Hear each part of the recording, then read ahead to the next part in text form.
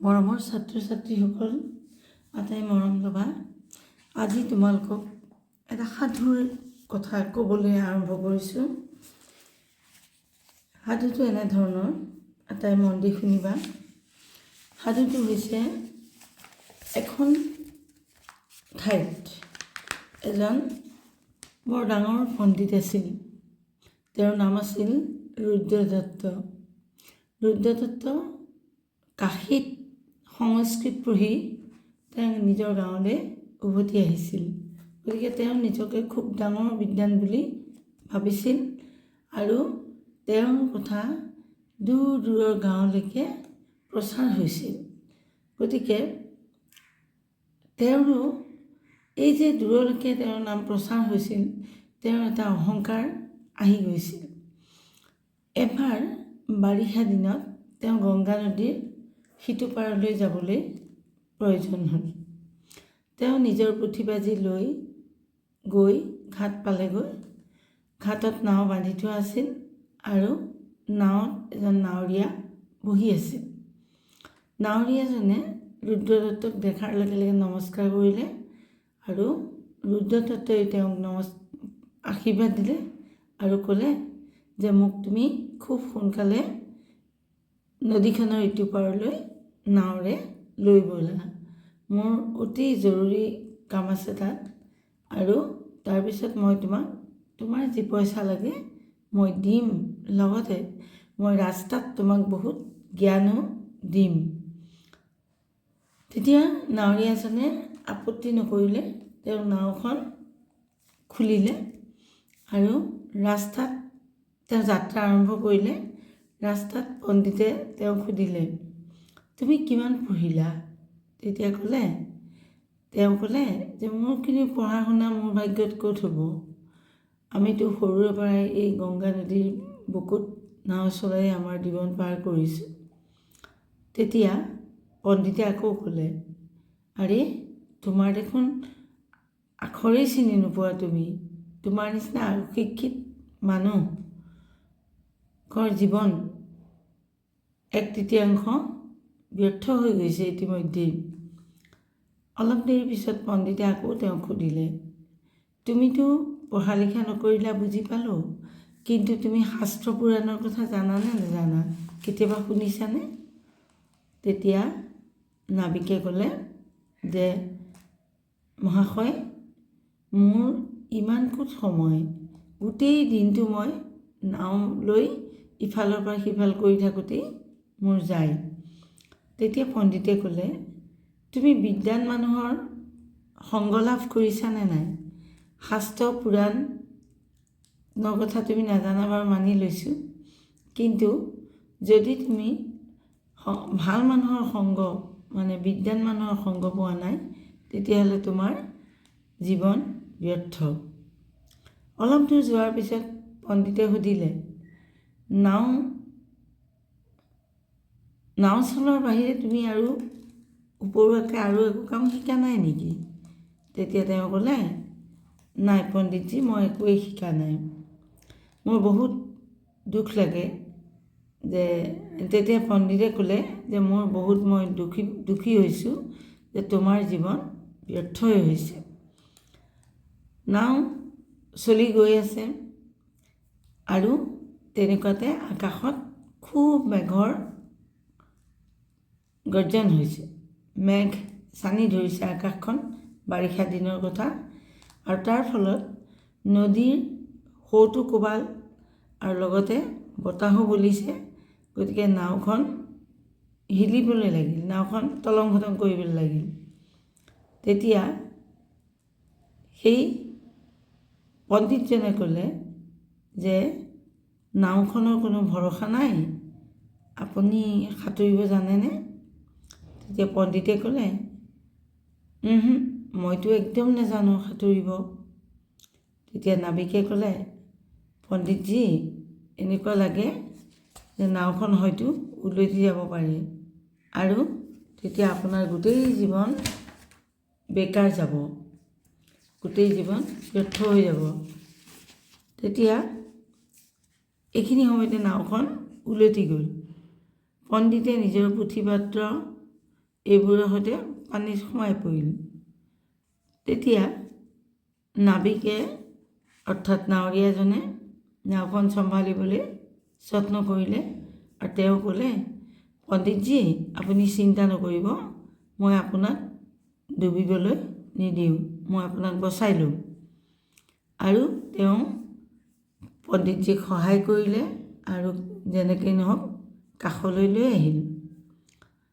তেতিয়া পণ্ডিতজীয়ে ক'লে, ভাইয়া তুমি মোৰ জীৱন ৰক্ষা কৰিলা, মই তোমাৰ এই উপকাৰ কেতিয়াও কাহানিও নাপাহৰোঁ।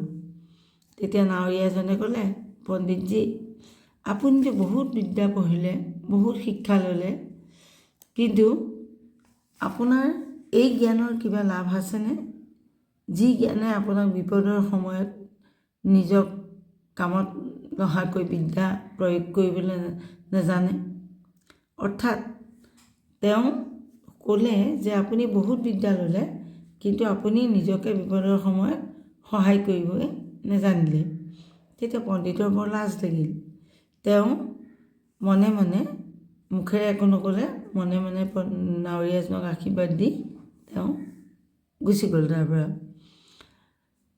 ইয়াত আচলতে কথাটো এনেকুৱা যে আমি যিমানেই কিতাপ নপঢ়োঁ, কিতাপৰ জ্ঞান যিমানেই অৰ্জন নকৰোঁ, যদি আমি বাস্তৱত সেই জ্ঞান প্ৰয়োগ কৰিব নোৱাৰোঁ, তেনেহ'লে সেই জ্ঞানৰ কোনো মূল্য নাই।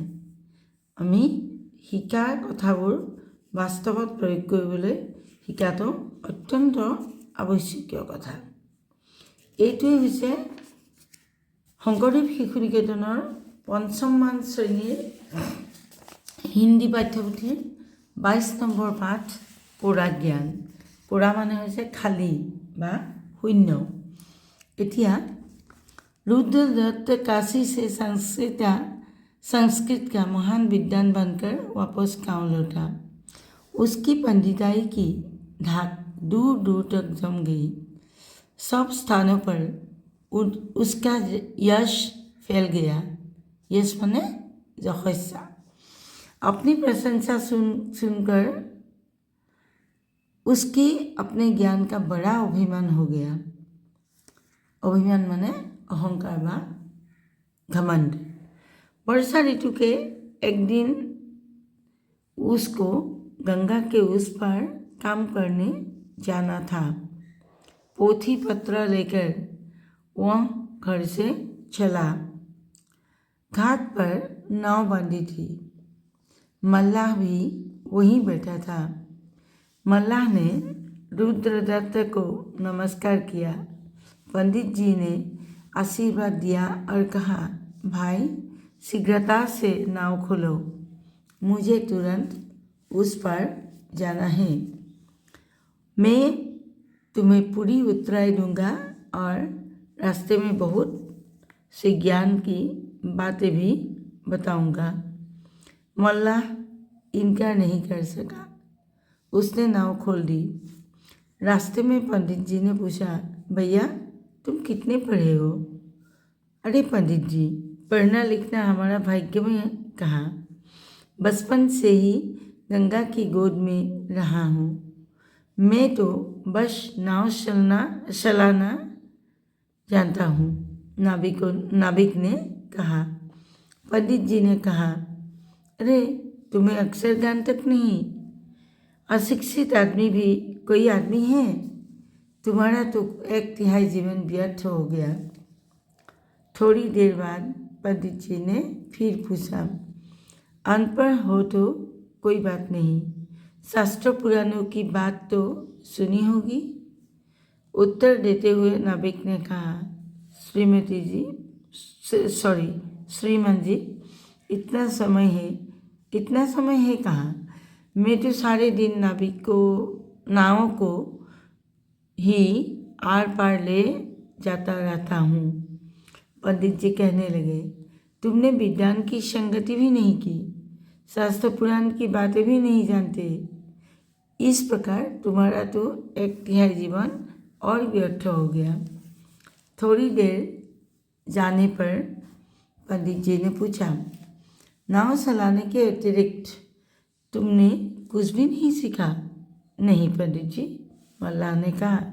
रुद्रदत्त ने कहा, मुझे बहुत खेद से कहना पड़ता है कि मेरी दृष्टि में तुम्हारा जीवन ही व्यर्थ है। नाव चलती जा रही थी। एकाएक घटा घिर आई। नदी का प्रवाह पहले से तेज था। पवन के वेग से नाव डगमगाने लगी। पवन माने बता, डगमगाने माने तलंग भतंग करा जाए। मल्लाह ने कहा, पंडित जी, नाव का कोई भरोसा नहीं। आपको तैरना तो आता है ना? पंडित जी घबराते हुए कहा, भैया मुझे बिल्कुल नहीं आता। नाविक ने कहा, पंडित जी, ऐसा लगता है कि नाव पलट जाएगी। आपकी तो पूरी जिंदगी ही बेकार जाएगी। इतने में नाव उलट गई। पंडित जी के पोथी पत्र तो पानी में समा गए और पंडित जी पानी में गोते खाने लगे। उधर नाविक अपने आप को संभाल हुए था। उसने कहा, पंडित जी घबराइए मत, मैं आपको डूबने नहीं दूंगा। बड़े यत्न से उसने पंडित जी को सहारा दिया और किनारे पर ले आया। हफ्ते हुए पंडित जी ने कहा, हफ्ते हुए ने फपाए, भैया तुमने मेरे जीवन की रक्षा की है। मैं तुम्हारा उपकार सदा स्मरण रखूँगा।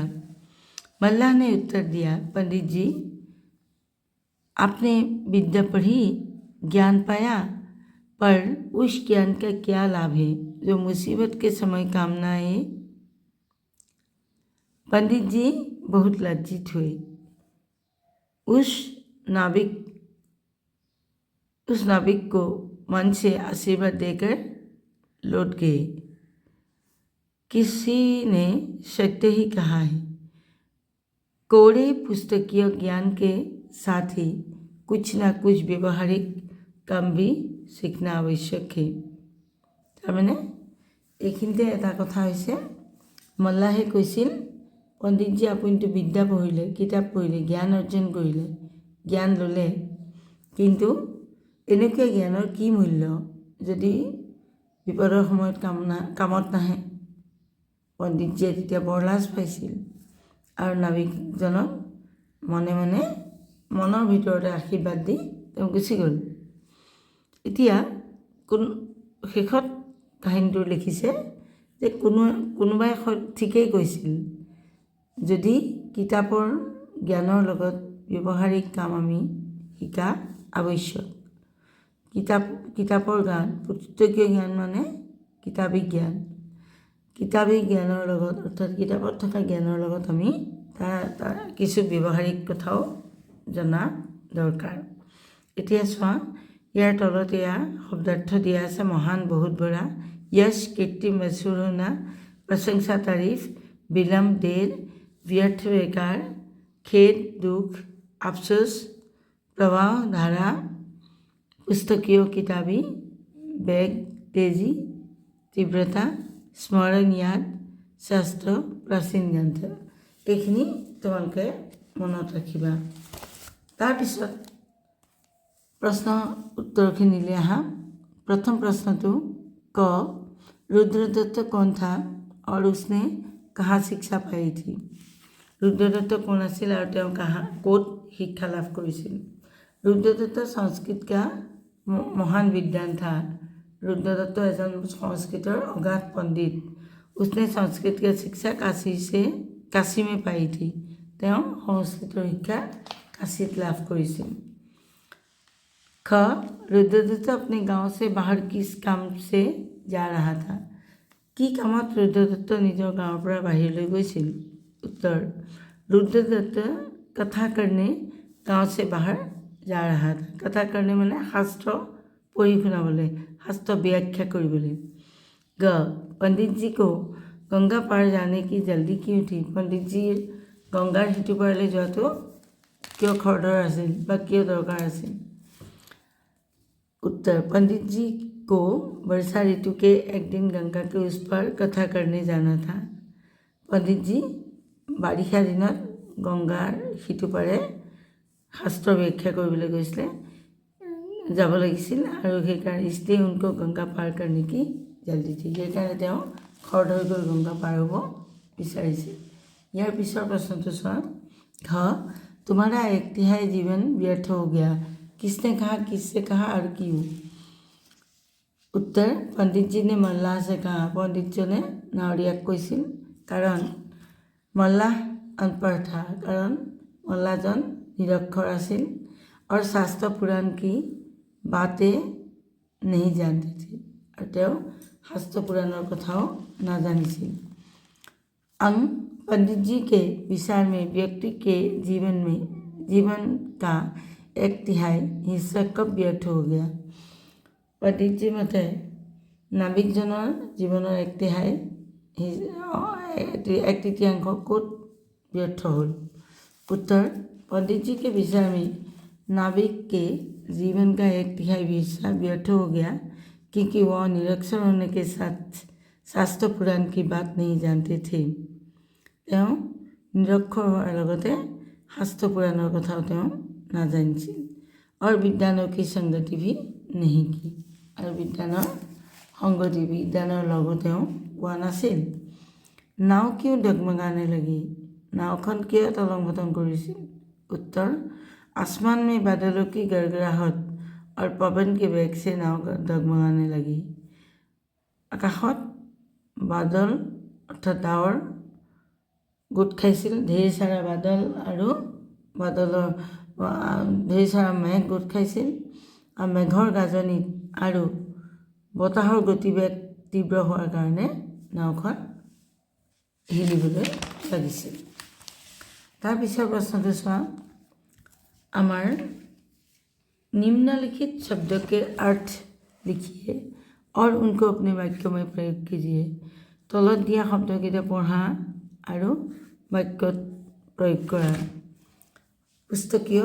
पुस्तकीय মানে হৈছে किताबी মানে किताबत থকা केवल पुस्तकीय ज्ञान से ज्ञानी नहीं बन सकते केवल किताबर ज्ञानेৰে মানুহ বা पुस्तकीय ज्ञानेৰে মানুহ জ্ঞানী হ'ব নোৱাৰে उपकार एहसान मैं सीता की उपकार कभी नहीं भूलूंगी मैं सीतार उपकार केতিয়াও नापाहरों अतिरिक्त बेग माने अधिक स्पीड जो हम इंग्रेजीत कहूँ हवा के अतिरिक्त बेग के कारण नाव डूब गई बताहर खूब बेसी बेग होवार कारणे गति तीव्र होवार कारणे नावखन डूबी गल आशीर्वाद आशीष गुरुजी ने मुझे आशीर्वाद दिया गुरुजीए मुझे आशीर्वाद दिले आवश्यक अपरिहार्य जी माने নহলে নহয় रोटी कपड़ा और मकान हमारे लिए आवश्यक है